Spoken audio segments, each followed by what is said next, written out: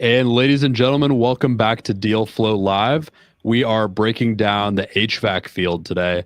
We have Patrick Lang, a friend of the show who's been on before, on again, and we're very thankful to have him on because there's no one maybe in the country that does more HVAC transactions than this guy right here. So he is just a wealth of knowledge when it comes to this field. This is a field that has been near and dear to our hearts here in town because it's one that I now have some skin in the game of. I've got the air duct cleaning company that we've talked about on the show a few times, and Patrick has seen that type of business. He's got one at the moment that he's working on, and he's got many other deals and has closed many already this year. Has others that are in the process of closing.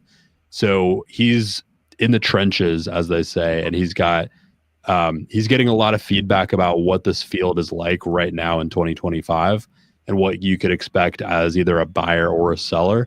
So we're going to kind of dive in and just get an idea of the state of the market and some of the things that he's seeing and some of the things you might want to look out for if you're considering either selling your business or buying into the HVAC field in the current day. Patrick, first of all, thank you so much for being on again. Absolutely. I'm happy to be here. I told you guys last time I had a great time, and I appreciate all the information you guys put out, keeping everybody in the loop and the day in the life of somebody looking to acquire a business. So I certainly appreciate you having me on, and hopefully we can give some value to your viewers or listeners. I definitely think we will. It's a lot of people that are out there looking to potentially make an acquisition. I know Ryan is always looking at good deals, looking to actively make one right now. A lot of people that are here in town that are friends of Ryan and I's are actively looking into this field. So, what are some of the things that someone looking at buying into the HVAC field should know about how the market has shifted and changed in 2025? Yeah. So as you and I had talked previously, the market's been strong, in my opinion. We're seeing some pressure at the upper end. Some of the big consolidators are, I think, maybe struggling a little bit, not necessarily with revenue, but integration and things like that happening. You're seeing some that have struggled, but the big change, and I'm sure you guys are in it. SBA had a rule change in beginning of June, 1st of June, went into effect, where we were doing quite a few SBA transactions, and the big issue with the rule change is buyers not having a license. So previously, we were able to get or have the seller remain on as a license holder and maintain some equity, and we were able to do that until the new owner was able to get their own license, and so we were able to kind of cross over that hurdle. With the new change, and I'm not an SBA expert, but my understanding of the rule is if the seller remains on and maintains some equity, now they've got to personally guarantee the loan, at least for the first 2 years. And I don't know a seller who's willing to personally guarantee a stranger's loan on a business they're trying to sell. So it certainly has created a little speed bump for those looking at doing it. I'm confident we'll be able to find some workarounds, but it slowed things down a little bit from an SBA front. So when you're someone who's looking at buying a business, and I think you hit on something really interesting there, which is historically, I think the SBA has been, at least like if you look at the last 5-10 years, I want to say the SBA has been a very popular route to business ownership for someone who's looking to acquire a business, especially as like a first-time business owner. What kind of routes do you see some people starting to take to get around some of these changes, and what's being explored and what interests you there? Yeah, so creativity is the key, and it's new, right? So we rushed to get everything we could across the finish line with the rule change coming. I think I did 6 deals this year that were SBA financed, just in 2025. So we were getting some momentum in SBA deals and finding the workarounds. Now with the change, and this was a rule that was in effect before, then they said, oh, the seller can remain on, and now they're saying, no, they can't. So it kind of went back to what it used to be. In the past, we found some ways to work around, once again, being creative. One, if you have some cash on hand, You could buy a smaller company with cash and get that seller to remain on as a license holder, and then use the SBA to go buy a bigger deal. And that way you already have a license holder in place. It doesn't have an impact on that new purchase. And so there's a workaround there. It takes a little time and a little creativity. There's a lot of people willing to qualify for a fee, kind of a license holder. And so the issue there is getting the SBA or your lender comfortable with that license qualifier is gonna stick around. And so there's some wiggle room there, and it really depends on what state you're in, right? So let's use Tennessee. If the job is under $25,000 in the state of Tennessee, you don't have to have a state license. So it's not an issue.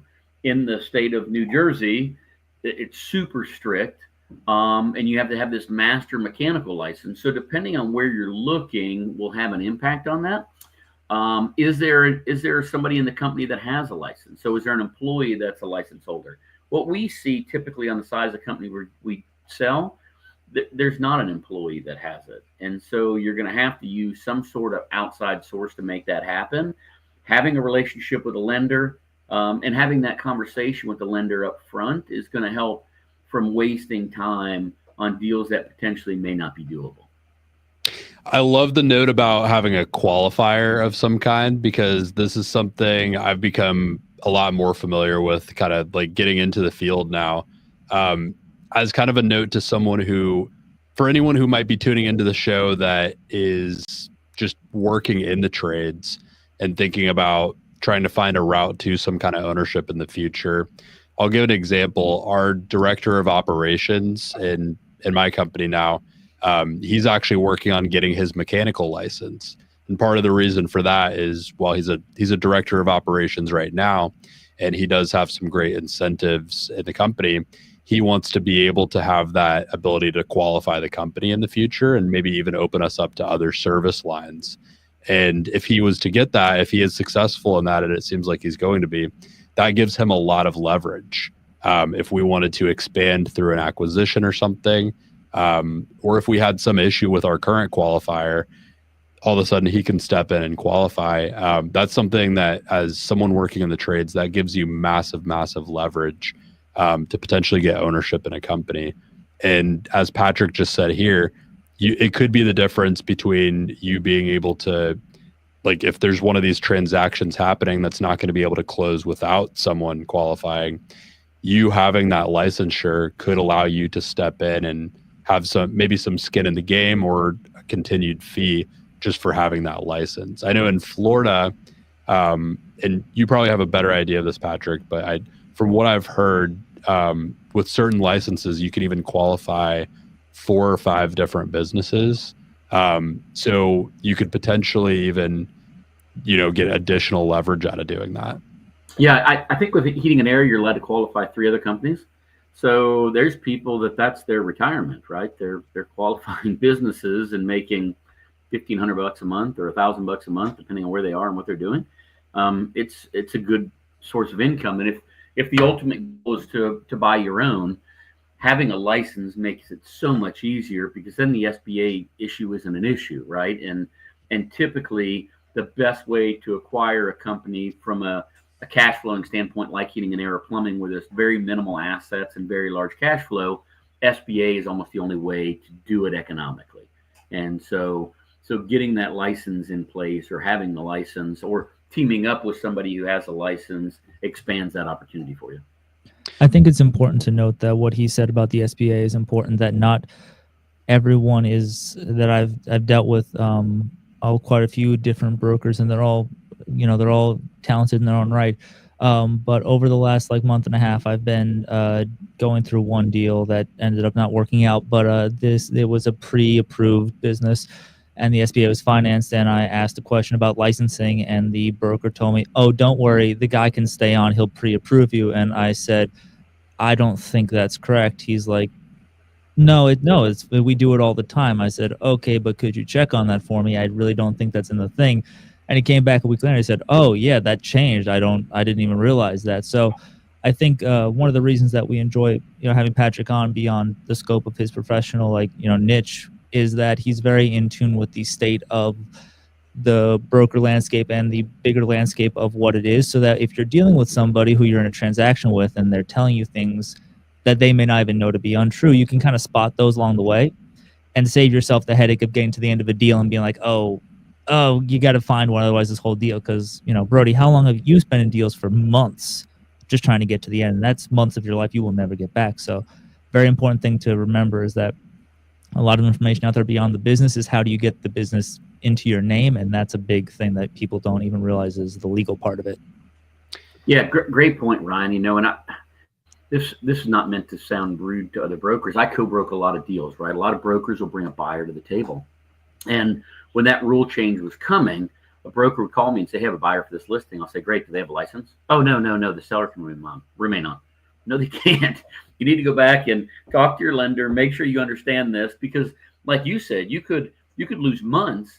And it's not just the time, because I think every deal you look at gets you a little better at looking at deals, right? I mean, you know what to look for. You start looking at things, but you may miss another good opportunity because you've been chasing a deal you could never buy, and you didn't know you couldn't buy. And so I think getting a good team in place as you're looking at these acquisitions, whether it's an SBA lender, an accountant, or an attorney, a broker, those different people that understand the market, is going to save you time and eventually money by doing it right. I see a lot of people go into deals and they've got an attorney, and I'll say, "Hey, do you have an M&A attorney?" As we're looking at these acquisitions, whether it's a buy side or a sell side, do you have an attorney? "Oh, yeah, I've got a great family friend that's an attorney." Well, the divorce attorney is typically not the attorney you want helping you through a transaction from an acquisition. In my opinion, a business sale is like a marriage, right? You've got two people that are trying to put a deal together that's going to be beneficial for both of them. Well, if you have a litigator as an attorney, they get paid to fight, right? That's what they do all day long. They're looking for somebody to lose and somebody to fight. It can spin wheels, and I've had transactions where the buyer and seller don't like each other when the deal's done because they had attorneys who were litigators and wanted to fight and wanted to argue every single point, instead of saying, "Hey, we have to protect our client, but we're here to get a deal done. What do we need to do that?" And so I think assembling a good team, Ryan, is a great point that can save you a lot of time and energy and frustration in the process. Shifting gears here for a moment, I know we kind of dove right into the state of the market. For anyone watching who maybe has been hearing some buzz about acquiring a business or buying a business in the HVAC field, why do you think people are so attracted to this field? Clearly there's enough activity going on to where you've been able to make an incredible career out of buying and selling HVAC businesses. You do a lot of volume of transactions. And I think for anyone who's just broadly interested in business acquisitions, it's very clear that it's one of the most popular fields that people look to and have been looking to for the last, I would say, 3 to 5 or even 10 years. Why do you think that is, Patrick? So I think a combination of things. I think one, the spotlight on it, right? It gets everybody attractive. I think private equity must get a playbook every January and says, "Hey, here's the businesses we want to go after," and everybody chases them. I think the industry is fragmented, right? There's not many national players. There's becoming more now, but 4 or 5 years ago, there wasn't really any national players. I think businesses, I'm a lover of the E-Myth, and I don't know if you guys have read the book, but heating and air and the trades are really great technician turned business owner stories, right? They didn't like their boss. They got their own license, went into business, and many of them are incredible at taking care of their customers and fixing equipment, but they're not great business people. And so I think there's opportunities for low hanging fruit by people with outside industry knowledge to be able to come in and take a business. I think COVID shined a light on it, right? In many parts of the country, there was this lockdown. In Florida, not so much. We didn't know COVID existed in many parts of the but in other parts of the country, I mean, it was complete lockdown, and heating and air and the trades were the only people going to work. If you owned a gym, or if you owned a restaurant, or if you owned a movie theater during those times, your business was on complete shutdown. If you owned a heating and air company and everybody was at home and their air conditioners wasn't working, you were still making money and doing fairly well. So I think the market and the industry and the timing and all that led into it. And I think, I think what's happening with AI and automation and all these other things too has people nervous that there's not an AI system that's going to go out and fix your air conditioner. Somebody's got to be there turning the wrench and doing the stuff. And so I think that also did it. So I think it's a lot of things built up. And the industry, you hear about this silver tsunami, right? All these the people, these boomers that are going to be retiring, and there's a lot of incredible businesses that have been quietly making a couple $100,000 a year that has shined a light on it. So I think it's a lot of things that have led to it, and I think the private equity acquisition was probably the first, and then you see other people saying, "Wow, you can quietly make a lot of money in these what have been classified as boring businesses." And so I think it's a combination. I don't know if that answered your question or not. I kind of rambled for a second there, but I think it's a lot of things. I don't think it's just necessarily one thing that made it look so attractive. No, that definitely answers my question. I mean, it gives a lot of reasoning behind why it's been so popular. The real answer, what you're saying, is there's many, many reasons that you should be flocking towards it. What are some of the things that you think people don't think enough about when they decide that they're going to get into this field? Where do you see, I would imagine you hear a lot about how things play out after these acquisitions, and I'm sure that in some cases they go very well for the people who buy them. In other cases, they don't go quite as well. What are the kind of the things that you see the people that have the most success afterwards? What are the things that they had going for them or that they planned for that made them suited to run a business like this and to be able to make it? Great question. And I don't know, this isn't just a business like this. I think this is business in general. I think it's a lot of work, right? At the end of the day, being self-employed, I think, is not for everyone. And every day you're looking for that next paycheck, right? And so I think a lot of people, and this is not meant as a knock to you guys with MBAs. I think what's taught in the classroom is not always real world. And so a lot of people are looking for the unicorn, right? This business making $1 million a year that you can buy for a low multiple and have staff in place and everybody's going to run it. And you're going to sit in the office with a spreadsheet and say, yeah, everything looks good. And I think that's not real world. You get punched in the mouth every single day being self-employed. Yep. I've been self-employed since I was 22 years old.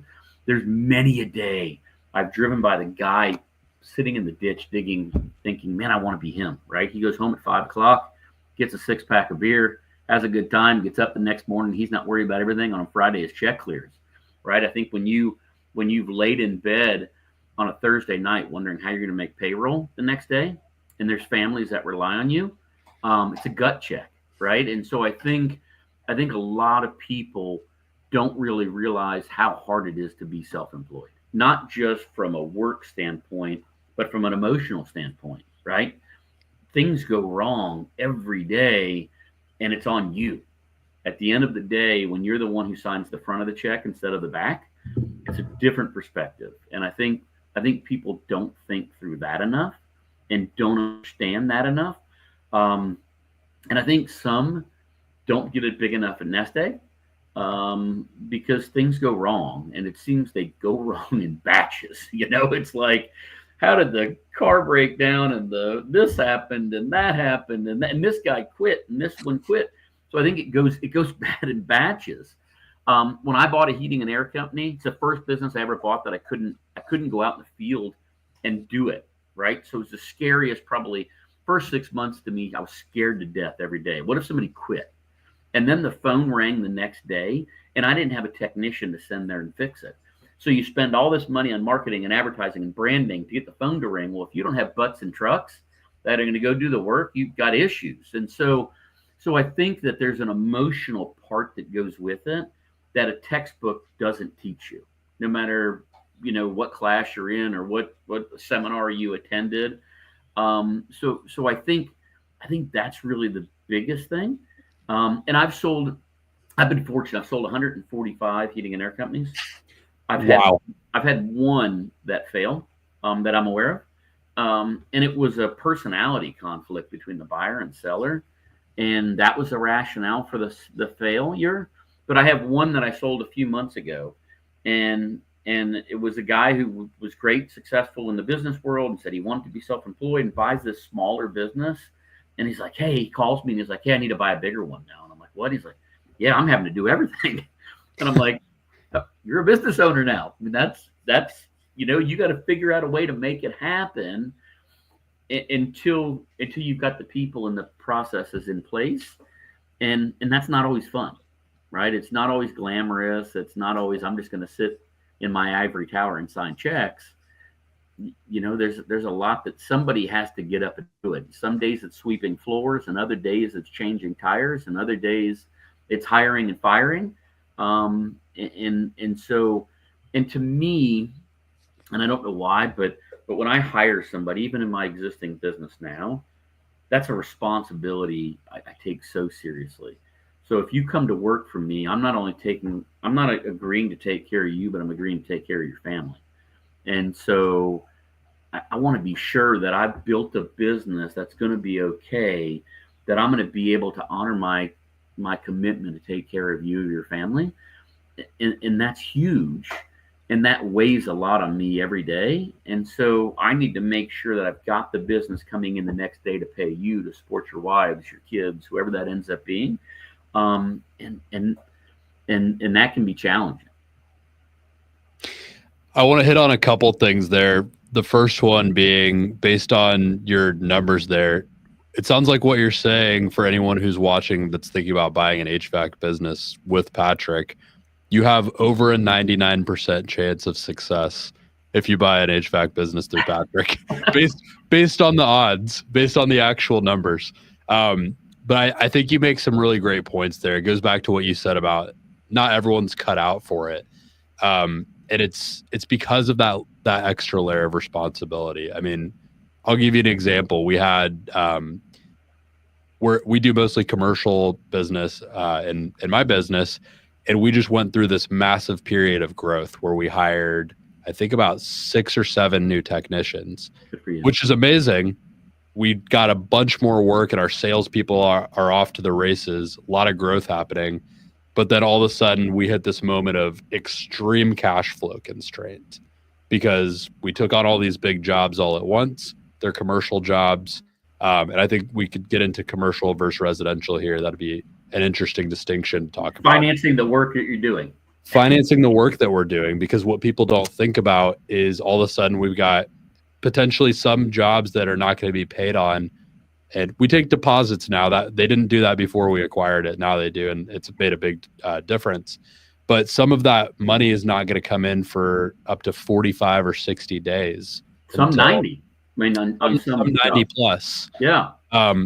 Yet you've taken on this extra labor, and maybe they've done the entire job before you see, 80, 75, 80% of the money.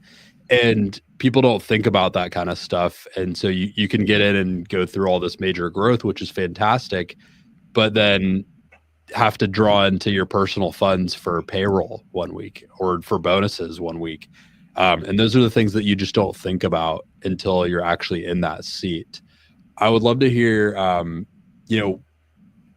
what do you think that comes from? And how do you think someone who's maybe sitting in the seat of like corporate responsibility, they have clocked in, clocked out, had a salary for a long time, and they think that they want to acquire a business. What do you think is the best way to kind of gut check yourself and say, hey, am I right for this? Like, is this something that I could actually make it in? Yeah, that's a impossible question probably for me to answer. That's okay. I have a lot of people who run deals by me, right? And they'll send me a deal and say, hey, what do you think of this? And not being negative, I always look for the worst first, right? What can go wrong in this deal? You're talking about commercial. That's one of the first things I look at is, okay, it's a commercial company. And now, to me, one of the beauties of duct cleaning is its labor, right? I mean, there's, aside from the initial equipment purchase, it's labor. And so, but now let's look at commercial heating and air, using that as an example. What if you had to buy a $500,000 piece of equipment and you had to pay the guys to install it for 2 weeks, and now you're not going to get paid for 60 or 90 days. Yeah. So now you're out. If you look at the average decent size company doing $5 million or more in commercial heating and air, their AR is probably $2 million, $1.5 million. I mean, huge amounts of money. And then people go bankrupt, right? Some companies don't pay their bills and they fail. And so now they failed and you're out this money. What do you have? I mean, so it's a huge amount of risk, which is why a commercial company is going to sell for a substantially lower multiple than a residential company will. And there's lots of other things that go into that. But yeah, and there is no gut check for that, right? So Mike, when I'm on the phone with you, calling me saying, hey, what about this? And I'll say, what's their AR? Oh, their ARs are $1 million. Do you have $1 million that you could not get paid for the next 60 days? Well, no. Okay, what are you going to do? Well, I never thought about that. So oftentimes they don't know, right? They're just looking at the cash flow and they're doing well, not understanding that working capital is a major component of a business like that. And there's other businesses like that too. Not just heating and air, not just plumbing, not electrical, not just duct cleaning. And so understanding a balance sheet, right? Looking at a balance sheet, because most people look at cash flow and they're looking at either a tax return or they're looking, at the P&Ls and they're never once thinking about that part of it. And what about payroll? And what if you don't get paid? And what's going to happen? A lot of people do new construction. A lot of people have been burned at new construction. Why?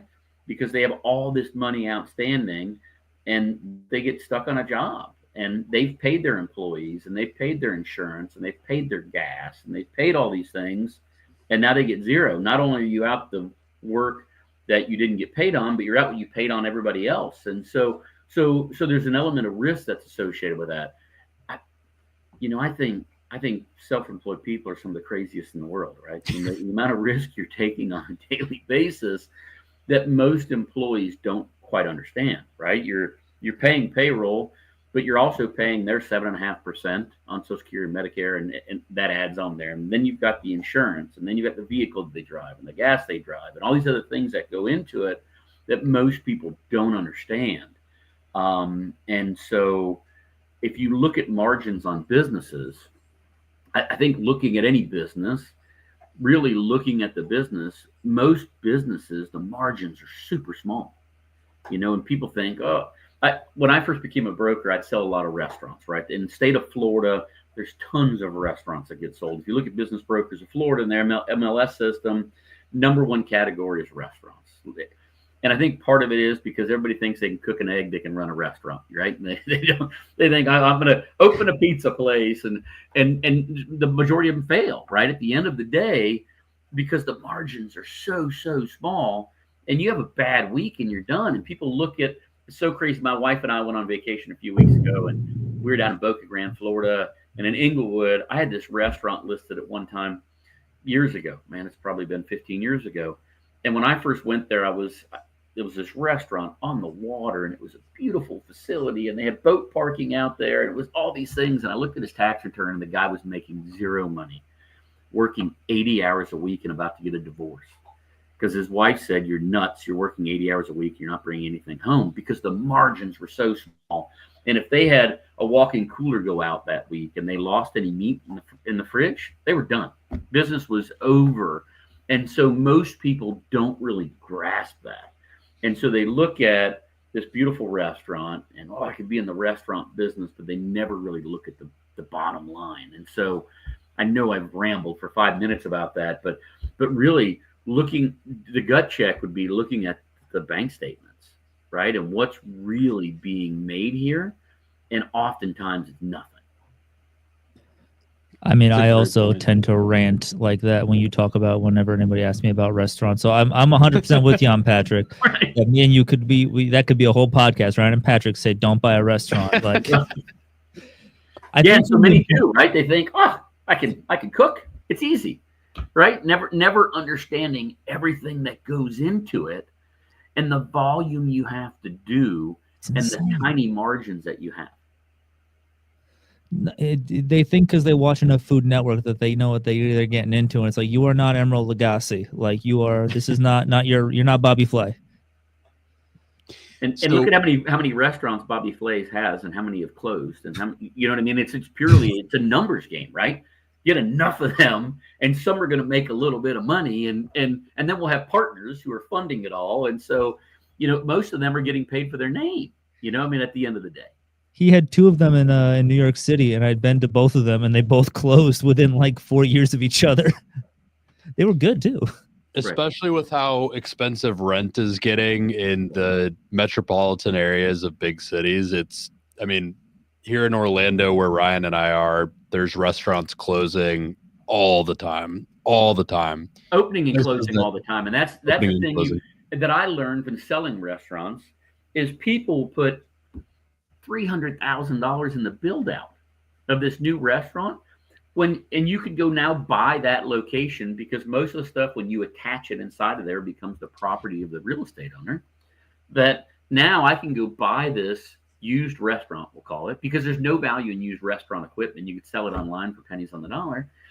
And once again, Ryan, you and I could have a whole show and don't buy a restaurant or be in the restaurant business. But if you look at the numbers of what they've got in build out, they're selling for a fraction of what they put in hood systems and grills and fryers. And it's just minimal what you could buy for.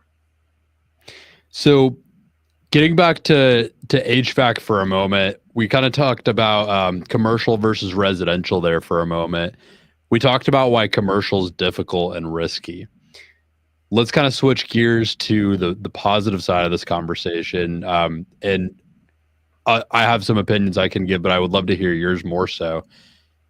Why is residential a little bit more favorable from an ownership perspective and maybe from like a private equity perspective for someone who's looking at buying a business as an individual, and for whose goal is just to make good cash flow and have a business that's easy to grow? So first thing is numbers, right? Look in Orlando, drive in a neighborhood and how many air conditioners are there, right? At the end of the day, there's just so many opportunities in most places from a sheer people standpoint. Most of the equipment on a heating and air you can't buy without a license, right? So in times get lean. I owned a swimming pool service company in the past. Times get lean. Somebody can clean their own pool, right? You can go to the store and buy chlorine, dump in your pool. You don't have to be in. You can figure it out how to keep your pool from turning green. You could mow your own lawn if things got bad. You can't fix your own air conditioner. Most parts of the country, and I think we talked about this last time, I bought a heating and air company because I'm in Florida. I don't know a husband dumb enough to tell his wife he's not fixing the air conditioner in the summertime, right? There's things you're going to do without, but air conditioning is not one of them. So I think it's relative recession resistant. Numbers, and most heating and air equipment is the same thing over and over. And so commercial versus residential, in a lot of commercial settings, there's a lot of different equipment that requires a lot of specialization. And on the residential side, it's the same thing over and over, and it's kind of a rinse and repeat. So I think that makes it super attractive. There's, once again, as we talked about before, the fragmentation of the business, the industry.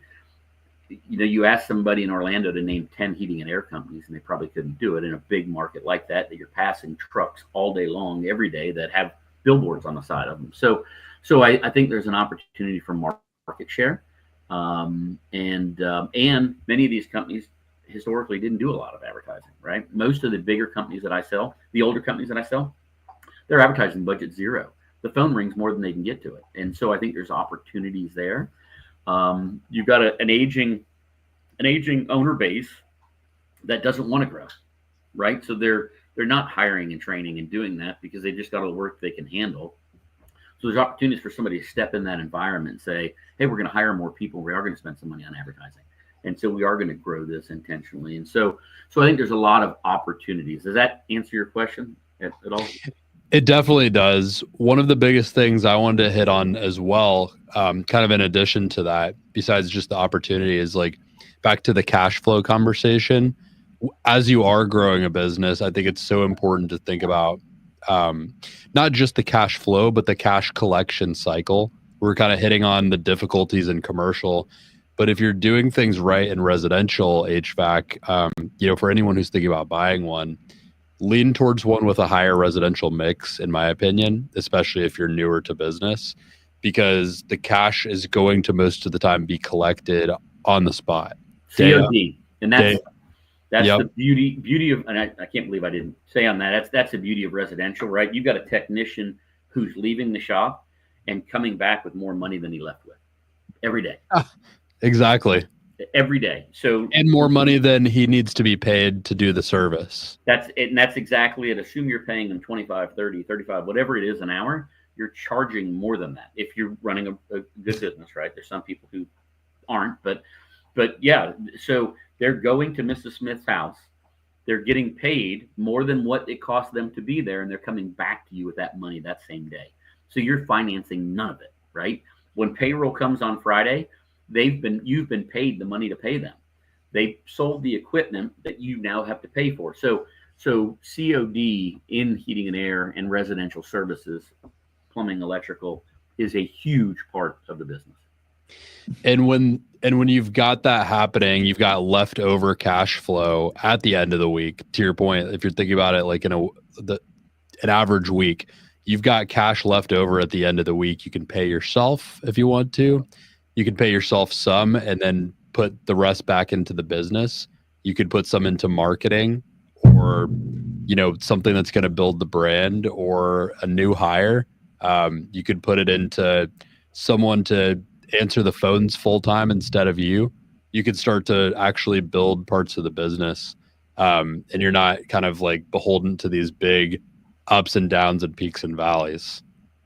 There is some, so depending on where you are in the country, there's what's called shoulder seasons, right? If you think I'm in North Florida, in October in North Florida, your air conditioner is probably not running a lot, right? And so most companies build in maintenance programs. So they're doing the maintenances in the spring and fall to help them through the shoulder season. There's different parts of the business that you can do that with. But, in extreme scenarios, I have companies listed in the Midwest. And, obviously in Minnesota in April, it's not real hot and not real cold typically. And so if they don't run, they don't break. So you need some extreme weather. I learned when I owned a heating and air company, I hated days with windows open, right? If the window's open, the equipment's not running and there's nothing for us to fix. And so that's the one downside to it.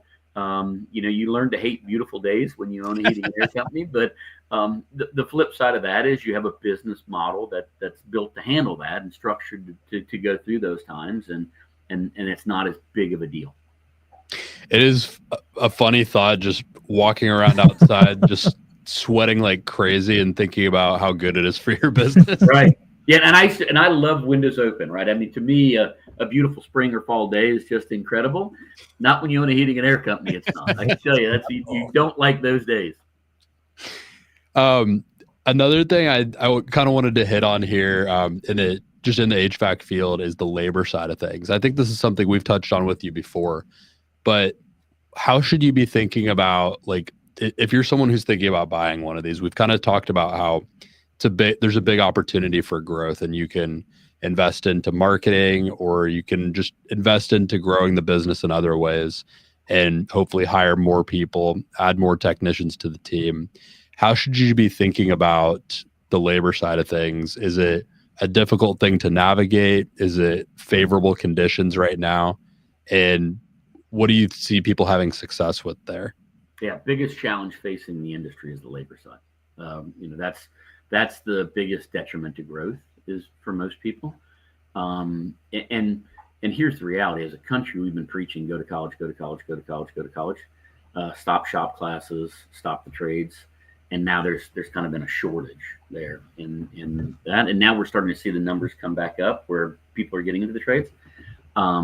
I'm ignorant. I was the college route as well, and I didn't know the kind of money that could be made in the trades. I mean, I see a lot of companies where technicians are making $150,000 a year fixing air conditioners. Salesmen are making $500,000-$600,000 a year in selling the trades. And so I didn't know there was that kind of opportunity. And I think that's been another secret, right? The trades were the secret owning the business, and I think getting into the trades was also not something that was talked about. Where I see companies that do extremely well is hiring for attitude, training for aptitude, so developing their own talent, right? I think I think the workforce has known that there's less of them than there is work. There's more work than there is people to do it, and so they've been able to command a premium for what they do. And if they don't like it there, they can leave somebody else and go get paid more. And so the companies that I see that are able to deal with that are to develop their talent. They don't have the bad habits often that they've acquired in 20 or 30 years working at other places. And I think people are really realizing in the trades too, where before I think of, 20 years ago, your typical heating and air guy or plumber was this grumpy old man coming to fix stuff. And the reality is, in most homes, they're dealing with the wives that are home. And so you need to be presentable. You need to be clean cut. You need to be able to talk to people. You need to not be grumpy and mean and dirty looking. And so that helps with the image and helps with the opportunity to sell more. And so they're working on those soft skills more with a newer generation entering the trades. And I think really the long-term answer is developing your own talent. I love the hiring for attitude, training for aptitude thing, because I think from what I've seen, there are a lot of these people who just take advantage of the system and they kind of hop around. Right. And they're not really necessarily going to stay at any company for very long. They just want to go to the next place with the best opportunity when they have one bad day. On the other side, there's also a lot of companies that really struggle to retain their people, partially because of these shoulder seasons that you talk about. If they don't have a great plan for the shoulder season, how are you going to keep yourself fed during the shoulder season while your business is not making money, and also keep your technicians fed? So a lot of times they struggle through that, and the guys have to go kind of look elsewhere for other ways to make money, and they might stick with that way of making money and not coming back around next season. So I think finding other ways to make sure your people can get paid during shoulder seasons is a big thing too. What are a couple of the challenges of, like, it's great to hire for attitude, train for aptitude. How do you develop someone like that very quickly on the aptitude side? And what have you seen work kind of from your own experience owning one and from the people you advise? Yeah, what I see work successful is have kind of a training program in place, right? I think it does a few things. One, it gives them a track to run on, right? So they're progressing and there's somebody who wants to progress and get better, and you've got a system there. Where I've seen it well is they say, hey, when you can do X, Y, and Z, you'll get paid X, Y, and Z. When you get to the next level, you get paid more. So it gives them the opportunity to control their own pay. There's some schools that have kind of short-term burst training, which I think works well when they get to a certain level. And I think people want to be challenged, right? I think that people like going to work and knowing that there's an opportunity for advancement. And if they do certain things, they can learn certain things, they can grow up to a certain level. So I think, having a system in place, and it doesn't need to be curriculum-based school. It can be, hey, in the first 3 weeks, you need to learn how to wire in a thermostat. And in the next few weeks, you need to learn how to do this. And so having a system in place, so it gives them a path to run on, gives them an ability to control their own destiny, and it weeds them out, right? I think if they're not willing to progress and you want somebody who's going to progress and grow, then you need to know that. And when they say, hey, I'm only making X amount of dollars an hour, you can say it's because you're only doing X amount of dollars of work. And this is when we hired you, this is what we told you needed to be able to do to get to that next level. And if you want to get to that next level, you can control your destiny. And if that's not the place for them, then they can weed themselves out. And when you're hiring them in with no skill set, and I hate to say it that way, you're able to pay them less, right? So you're not hiring a guy at $35 an hour who you think can do something but may not be able to. You're hiring somebody in for less, and you're letting them learn along the way. I think part of it is too, though, is a lot of business owners don't charge enough, right? They don't understand the mathematics of their business, and so they can't pay them enough. And I think you need to pay somebody a living wage, right? If they're going to come to work for you, it's tough business. You're in the heat, you're in the cold. You need to be able to pay people for it, and designing a business to retain those is important as well. Yeah, I love that. And the level system that you hit on, by the way, we just rolled that out probably a month and a half ago. It's been very, very popular because I think a lot of times as you're trying to build, you end up losing people to other companies because they just feel like there's not enough structure, and they feel like there's kind of a glass ceiling. Like there's this thing preventing them from getting to the next level. And we've found that the more you open that up and the more you make it transparent and you say, hey, you don't know how to do this or this, you don't have this certification that this guy has. So if you want to get there, that's what it takes, and that's what you can do, and we can pay you for that. It's been very popular. We even had, I think today, the 4th or 5th application from one particular company in town that's a competitor applied to our company because one guy came over and found out about that system and said, oh, you can actually make more money here, and told the other guy. And it's just a really great way to attract and retain talent, we've found. And so whatever that looks like for your business, if, like for anyone listening, that level system is something I really recommend. Yeah, and once again, it makes reviews certainly easier, right? When they say, what do I need to do to get here? Do X, Y, and Z, and have a system in place, the level playing field for everyone, and they can control their own destiny. And not everybody wants to climb up the ladder, right? At the end of the day, there's a lot of people, we know a lot of installers that love installing. They don't want to deal with the customers. They don't want to do the sales part of the business. They love to install, and they're very good at it. And that's where they are, and they're happy with that. And so, it's each spot is going to be a little different. Yeah, I agree with that 100%. We've talked. Oh, go ahead. I had just one question. I've been just listening to this kind of conversation, understanding it.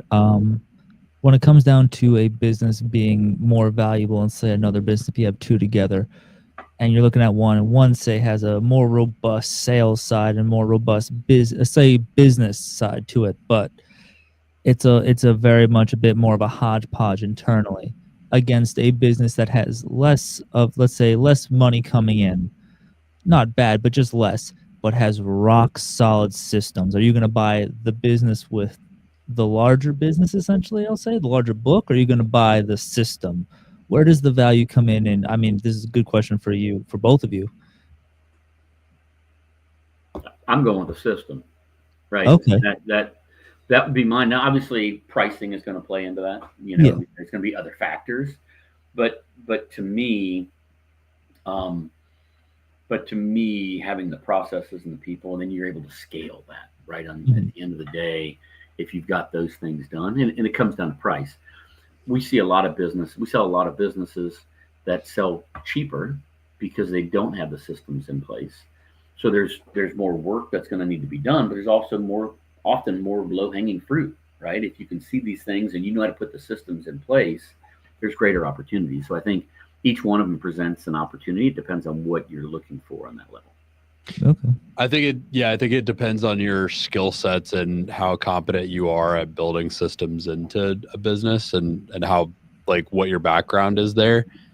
I lean towards the one with systems as well, because I think if you there are the low-hanging fruit, but if you buy a very large business with no or very little amounts of systems, you're buying a large amount of chaos. And it can be very, very difficult to get your hands around all that chaos. Speaking from someone who has acquired a business recently that had a lot of chaos going on, that chaos can be difficult to overcome. And so I think having the systems in place ahead of time, like if your goal really is to grow and you step into something with really great ironclad systems, then you can just pour fuel on the fire and have a little bit more predictable growth and get yourself to where you need to be. I agree. Okay. Patrick, what do you think someone needs to know if they are trying to sell an HVAC business in this climate? I know you mentioned a little bit in there that things are getting a little bit more constrained higher up in the market. Maybe people are tightening a little bit, like the big consolidators. But what do you think someone needs to know if they're trying to prepare this HVAC business that they own for sale and wanting to get top dollar or have the best situation for themselves? So I think the first thing is find out what your business is worth. Most business owners don't have a clue. They've heard something somewhere, someone talked about a multiple, or they heard the one down the street sold for this, and it's often a lie. So really get a valuation done, that so you know where ground zero is, right? And we do, and this is not me tooting my own horn because there's a lot of brokers that do this, but we do a lot of valuations a week, because too many people I meet with that are 70 years old, and I'll sit down with them and say, hey, here's what your business is worth, and they're in tears because they thought it was worth a lot more, and now they're too old or too tired to fix it. And so my first thing is get a valuation done and understand what buyers are looking for, and that's going to be unique in every business, in every market, in every industry. So finding somebody who knows your industry, whatever it may be, that can say, hey, here's what it's worth and here's why, and then work backwards to say, what do I need to do to increase that value if that's the ultimate goal? I have some people that will do a valuation like, it's worth that, we'll sell it right now. They just didn't know. They just been plugging along, working. I have others, had 2 calls with it today. And the answer is I'd never sell for that. What do I need to do to increase the value? Well, here, focus on these 3 things and go do it. So I really think getting an understanding of where ground zero is the first step. And then it can be, whether it's cleaning up your books, whether it's focusing on heating and air, focusing on maintenance agreements, or slowing down on new construction, or getting away from commercial versus residential. So there's a lot that goes into it from that standpoint, the blocking and tackling kind of stuff. But the first is, where are we? And then once we understand that, then it allows you to decide, okay, now here's what we need to focus on. I love that stuff. I think it's so different for every business owner, but so I think people have like these little blind spots that they come into that they just haven't planned for. And the reality is, if you're thinking of these things, hopefully years in advance, you can build very intentionally for the right type of business. What do you think is, like, kind of like capping things off here, from the selling perspective, what do you think is the ideal type of buyer to target if you are trying to sell your HVAC business? Do you want to be selling to a private equity firm? Do you want to be selling to another HVAC business here or there in town where you're at, as a kind of a strategic acquisition? Do you want to be selling to someone who's just financially motivated? Do you want to be selling to an individual that's just an entrepreneur? What are some of the cases that you see play out best for sellers there? Well, that's an impossible question for me to answer. I gotta stop throwing those at you. I would say it depends. Am I wrong? 100%. So I have people that come to me and say, I'd never sell to a private equity. I have other people who said they'll never sell to a private equity. We'll have a meeting with a private equity buyer, and they say they're perfect. They're exactly what I'm looking for. So I think private equity gets lumped into this big category, and all of them are bad, supposedly, and that's really not the case. There are some private equity firms that I'd never sell to. That what they do to businesses is not what I would want happening in my business. There's others that are incredible for the business. And there's other people who say, listen, when I get paid and I'm no longer the owner of the business, what they do with it is going to be their responsibility. I've never had a meeting where the buyer says, hey, we're going to fire people, we're going to cut expenses, we're not going to take good job care of your customers. They all come in and say the same story. We love your people, we love your business, we love your customers, we're going to continue doing so. You need to find out who's the best fit for you and what your expectations are. Some people want to roll equity. Well, if you're going to roll equity, you're not going to sell it to another mom and pop because there's not a roll equity option to that. You're going to need to sell it to a private equity type buyer.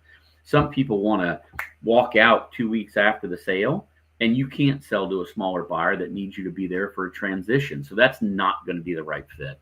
So it really depends on what your goals are. And once again, every mom and pop buyer is not the same as one another, and every private equity buyer is not the same as one another. And so I think too often we get looped into who's the buyer, but we need to really look at what do you want for the business and for your people, and then who do we think is the best to do that. And when we go to market to get as many eyes in the business as we can, so we can then interview those buyers and say, here's who the best fit is. I've had sellers where we got a lot of activity, and we'll set up 3 or 4 phone calls for the first week with a buyer and hang up the phone with the first buyer, and the seller's like, oh, they're perfect. They would be perfect. I'll say, great, let's do these other 3 we've got. The next few days, we do the other 3. By the end of the week, they say, I'd never sell to that first guy. I thought he was perfect, and he's not perfect. The last one we just talked to was the best. And so I think most business owners have never sold a company, so they don't know what to expect, right? And they don't know, they have these preconceived notions, but getting them on the phone or getting them in a face-to-face meeting is the only way to see who's really the best fit for you, and what they're saying they're going to do is the best fit for what you're looking for. I think that's a great note. On kind of a final note here, I know we had one listing of yours that Ryan was looking at. I think the last time you came on the show, we went through one of the listings that you had up, and just kind of talked through it and gave a little bit of an overview. I wanted to share this one for a moment with you and just kind of get your thoughts on what type of buyer might consider buying something like this, and how they should think about some of the stuff that some of the information that's listed. So, to be fair, last time we used that the catch-all site of Biz Buy Sell, and Patrick didn't invite us to use his site next time, so we're not just jumping this on him. I swear. Let's see. Here we go. Let me know if you can see this, Patrick. Yep. Ryan, can you see it over there? No, but that's all right. Patrick can. Patrick can see a little bit.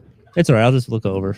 So this one's kind of not fair for my side, because this one closes on Thursday.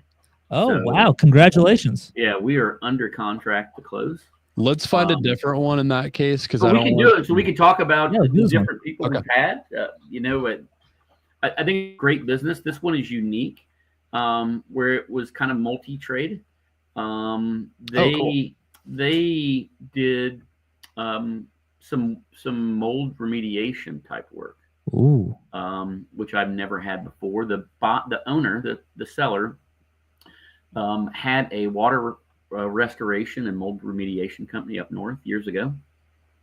Moved down to Sarasota and started a business, and then everybody kept asking about heating and air, so he added heating and air to it, and then it ended up taking off, and it's more heating and air than it is the other.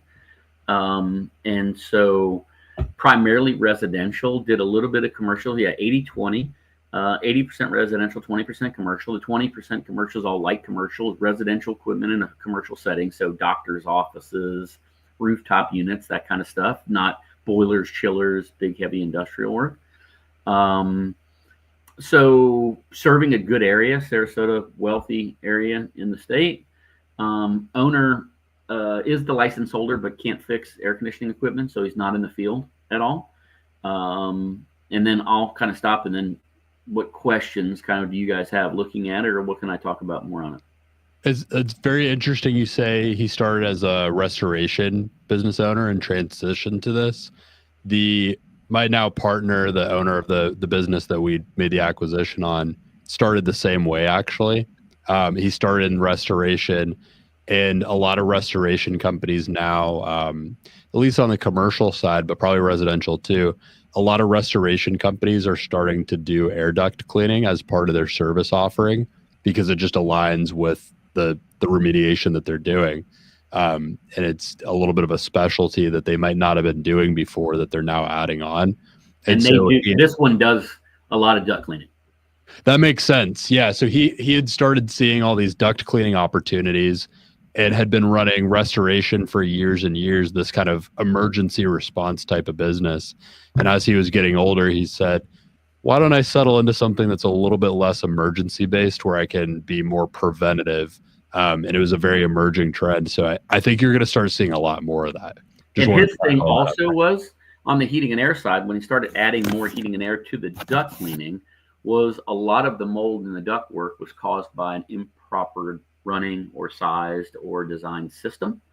And so as a result, now when he's there and Mrs. Homeowner, the reason you have mold in there, we can clean it. But the issue is your unit's undersized, or the coil's dirty, or whatever the case may be, then he's in a position to provide a solution for them as well. Man, you definitely got to let me know if anything changes with this one. I would love to talk to this guy. Yep, absolutely. You keep your paws off that one, brother. Unless you're bringing the cash that I'm bringing. What questions did you have about it, right? Well, no, know this is one that I you were was saying that looking the at. one thing that I loved about this the description, because I like my numbers, is the fact that it was, one thing that you do very well is you always state the kind of the logistics of the business side of it, and the fact that he has the QuickBooks and they've been in business for 14 years, that is such a big thing, because the amount of times that I've just wanted to take a big old bite of a concrete block because the person says, oh, I have some stuff around the office. I only got a CPA last month, and they're kind of helping me do my stuff. But up until then, I've been just doing it myself.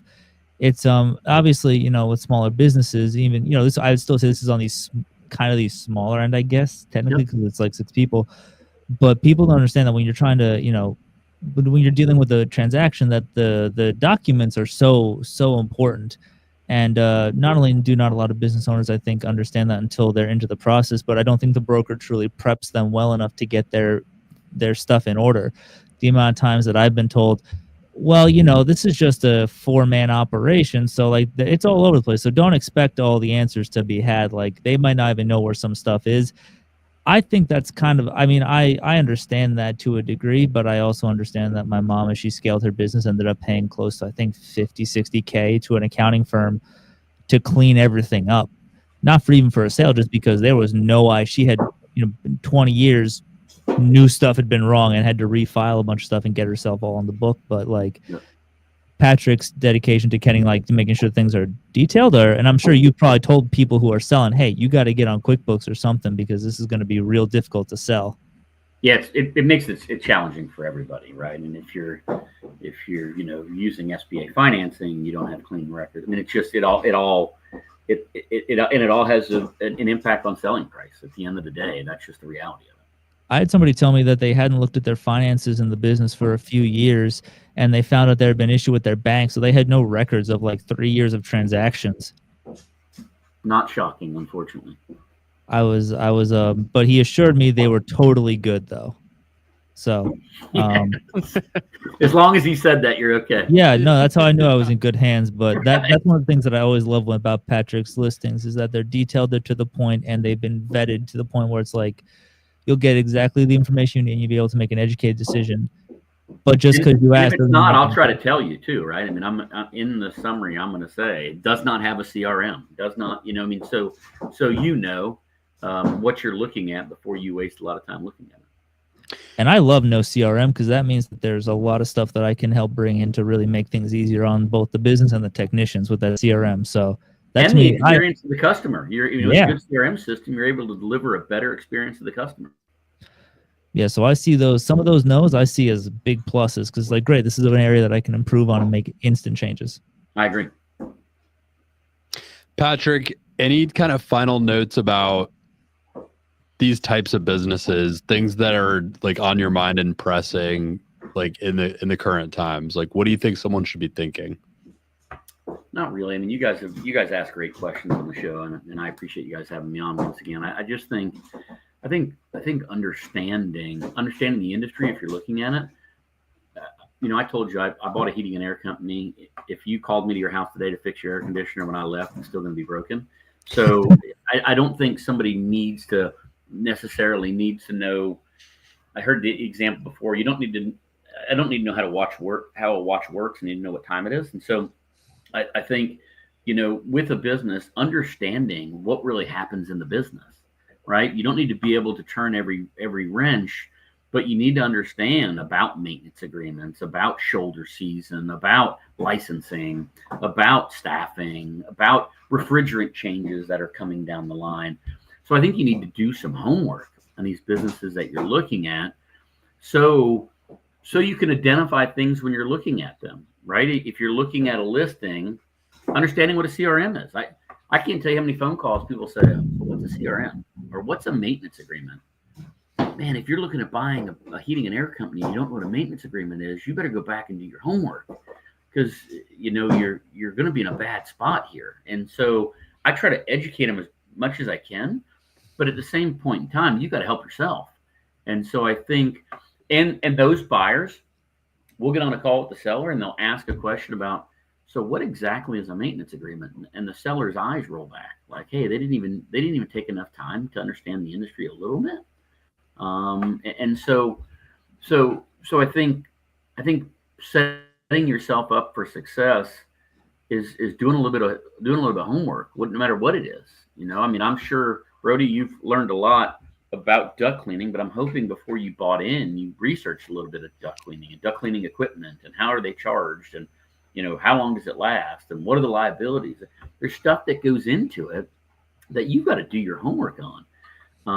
And so I think that would be the only thing. I think people think, oh, I went to a seminar and they said we should all buy heating and air companies, and not really understanding the what goes into it.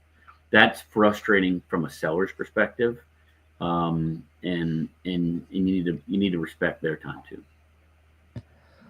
Also, something that all buyers and sellers that I personally think should do is, without a doubt, follow Patrick and take in all of his content. I mean, I know we're pretty big fans of the stuff that you post, and you're giving a lot of free game, and especially with all your you do our show, you're on, you're always happy to go on people's shows, and you're always giving out such great information. So, shout out all your socials. Where can people find you?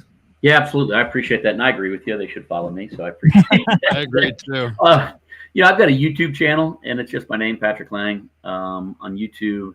I'm active on LinkedIn and on Facebook. I've just started X and TikTok. That's something new. My marketing people are working on. So that's new. There's not much content there yet, but I probably have 70 videos on my YouTube channel or more. Mm-hmm. And so connect with me. I'm always happy to give away the information, because at the end of the day, a more informed buyer is a better buyer for me, and a more informed seller is a better seller for me. So I'm self-serving in that regard.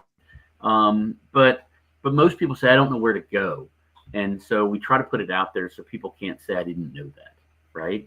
You should have known it. You should have spent an hour watching a couple videos, and you would know that kind of stuff. And so yeah, I appreciate that. I try to give as much as we can out, because from the trade side, most people in the trades don't know who to ask. Right? At the end of the day, if you're a buyer searching, you'll be able to search and find enough information, but you're a seller selling, you don't know where to go. And so we try to do that to give back and to help both sides out. Right? If you're a better buyer, you're going to make for a better deal for me, and you're going to be more successful and help my odds. When I'm having these conversations, how many succeeded, we're in a better spot, and vice versa. So I appreciate that.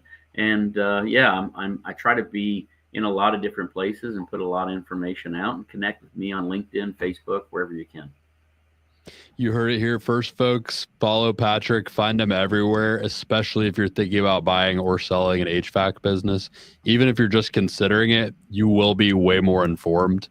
I can speak firsthand, so can Ryan. We've done a lot of watching through and reading through Patrick's content over the past year or so, maybe longer than that now.